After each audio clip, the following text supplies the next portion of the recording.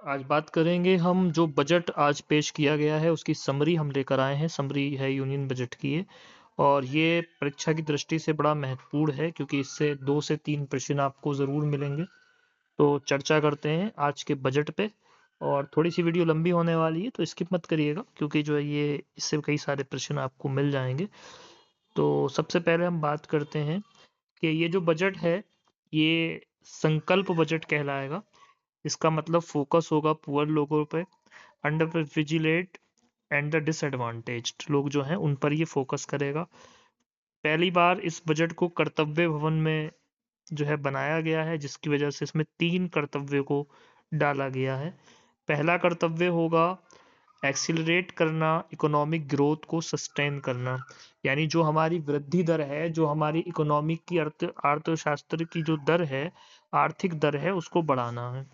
उसके बाद जो सेकंड कर्तव्य है वो है हमारा पूरी तरीके से लोगों के अंदर जो है कैपेसिटी को बिल्ड करना, एस्पायरेशन की। और जो तीसरा कर्तव्य है वो सबका साथ सबका विकास पर फोकस होगा। नया इनकम टैक्स एक्ट 2025 जो हैगा अप्रैल 26 से इफेक्टिव माना जाएगा, और इनके जो रूल्स वगैरह हैं वो जल्दी आपको नोटिफाइड किए जाएंगे। इसके अलावा multiplicity of proceeding to be reduce to rationalise penalty and prosecution को घटाना है। ठीक है। कुछ प्राइमरी कोऑपरेटिव सोसाइटियों को भी एक्सटेंडेड करना है कैटल फीड और कॉटन सीड की अनुमति देने के लिए। इसके अलावा 2000 करोड़ रुपए दिए गए हैं सेफ हार्बर के लिए, जिस आईटी सर्विस, जिससे 300 करोड़ रुपए जो है आईटी सर्विसेज के लिए दिए गए हैं। Foreign cloud service provider to be given tax holiday till 2047। कुछ मिनिमम अल्टरनेट टैक्स जो सारे रेजिडेंट को जो हैगा छूट मिली दी गई है, वो प्रेजुमेटिव बेसिस पर है। मिनिस्ट्री में एक कमेटी को बनाया गया है जो मॉडिफाई करेगी इंडास को, जिससे कि सेपरेट अकाउंटिंग रिक्वायरमेंट जो है खत्म हो जाएगी आईसीडीईएस फ्रॉम टैक्स ईयर 2027 और 28 से। इसके अलावा बेसिक कस्टम ड्यूटी एग्जाम्शन हुआ है given to capital goods use for the manufacturing lithium ion cells for batteries to be extended.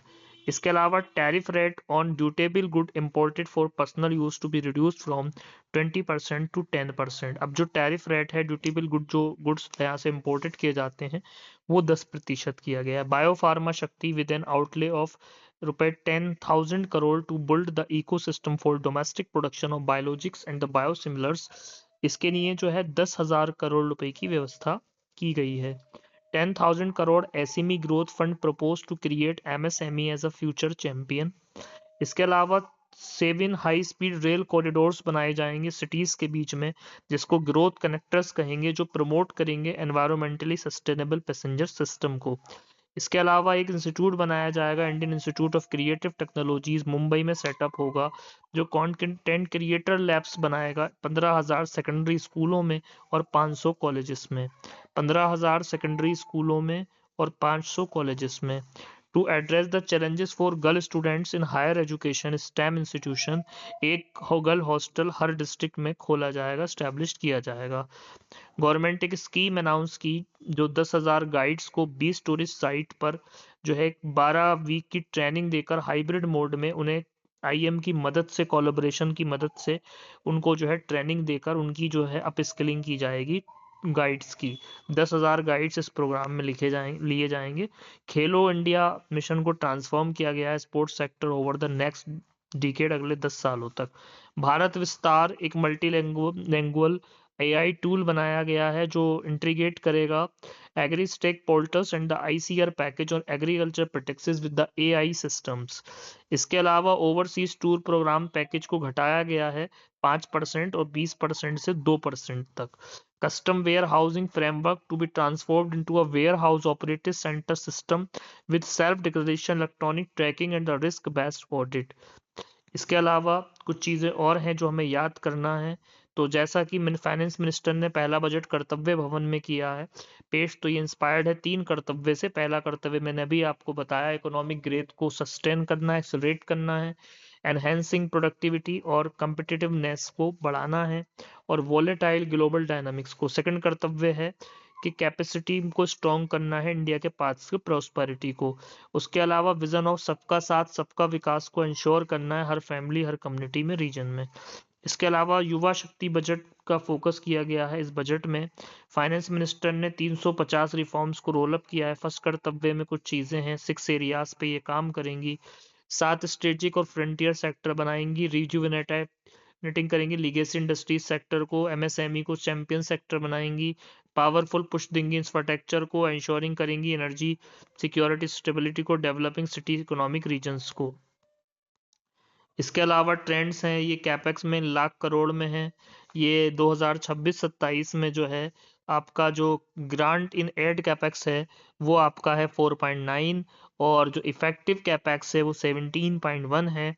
और आपका जो कैपिटल एक्सपेंडिचर था 2026-27 के लिए वो था 12.2 करोड़ रुपए। ये सब करोड़ में डाटाज है, ठीक है। उसके बाद जो हैगा थर्ड कर्तव्य मैंने अभी आपको बताया, विस्तार वगैरह इसमें बनाया गया है।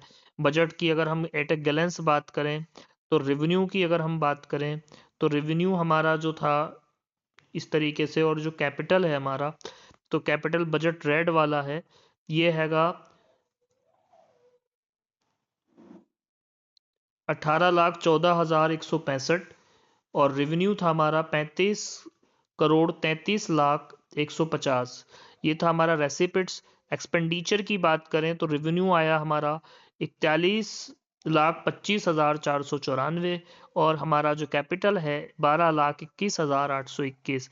अगर की नंबर्स की बात करें तो 2026-27 में हमारे पास जो बजट रेवेन्यू रेसिपिट्स आया वो आया 35,33,150, 35,33,150।